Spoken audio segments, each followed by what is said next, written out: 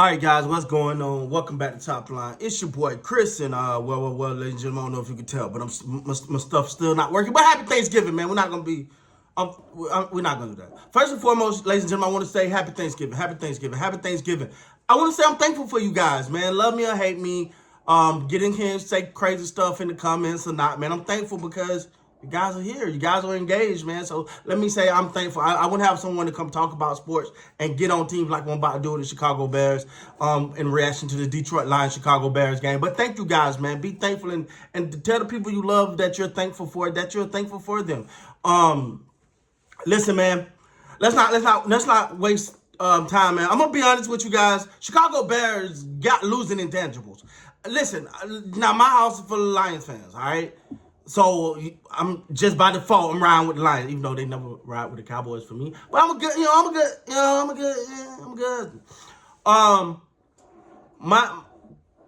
My house was going berserk, but the Chicago Bears at the end of that freaking game was the worst clock management in history.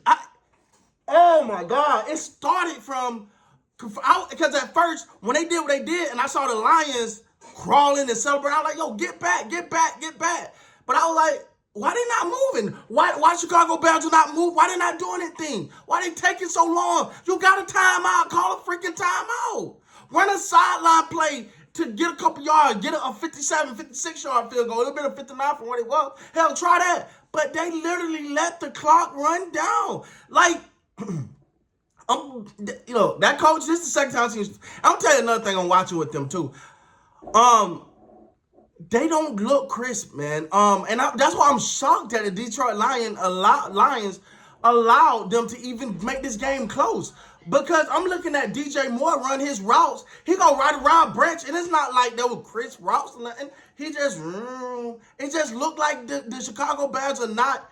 And I think the Lions, for lack of better terms, I think they was kind of lethargic. I think the pressure was maybe getting to them. The pressure of not winning on Thanksgiving in almost 7 years or 6 or 7 years or whatever. I think that pressure was starting to get mental. It was starting to get in their head. They came out. It looked like this was going to be a light work game for them, and it wasn't. And it woke them up. I mean, well, they didn't. I think when they woke up, it was too late. I think you couldn't stop the snowball. But the Chicago Bears is just poorly coached. That's poor coaching. Like, I knew that. My baby knew that. The announcer was saying it. Everybody they now call. Look at the clock. Caleb Williams, you got to hold on some of that, bro. I know you're a rookie. You're a rookie quarterback, but you ain't got to be a damn all pro to know. Hey, the clock is winding down. I got a timeout. Now, ultimately, your coach is supposed to know that. But even I'm watching Caleb on a scramble where I thought he could have got it first.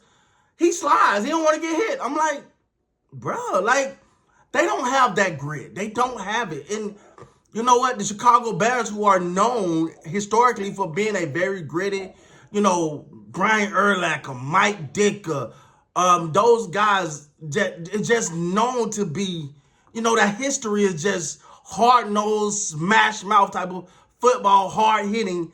It's just not there. It's not there. And I just don't, I don't get it. I'm not the biggest Bear fan, but it's like they got losing intangibles, bro. I really believe so. I think they got some losing intangibles, that a game like that with the clock winding like that, and then when the clock hits 0, you see them still looking like, what's going on? Bro, you didn't look at the clock, coach. They look on that. They should just leave him at the stadium. Like, hey, man, you find your own right on. You can get a job somewhere else, bro. You can get a job somewhere else. But my thing is, ain't nobody on the sideline like, yo, take a time out. Yo, we ain't got enough time. I don't know. But for the Detroit Lions, this was that trap game. Felt like this was one of those games that the stars aligned for the Chicago Bears, and then on the flip side, it felt like the pressure, like I said, the pressure of not winning in so long on Thanksgiving was kind of getting to them a little bit. I don't know, because they came out like this game is not going to be close. And then in the second half, and hats off to the Chicago Bears, they responded well. Just at least, I don't say at least 2 games that I feel like that I watched. And I've watched all the Chicago Bears games, so I'm not going to say that. But I've watched 2 of these games, and I'm like, the coach is causing them these games. And I think the the players, maybe I could be wrong, but the players seem to be reacting like, man, this guy, man, I don't, I'm good. This guy here, yo, I'm not doing this. But yeah, man, it was just it was fun. It was funny to just watch them like fall like that. Like it's just inexplicable. I can't explain it. But anyway, man, for the Detroit Lions, let me say this, man. When you stand there and you watch Jared Goff, just stand there and you hear how the players are like, yo, this is our leader. This is the guy that leads us. We follow him. We a team. We family. Like, just as a fan of football, you gotta be so damn happy for that man. Because everybody said he was the problem in LA. Everybody, do you remember? They gave up. They gave up Jared Goff, I think 3 first-round picks for Matthew Stafford. Now, I'm not saying Stafford's a bad player.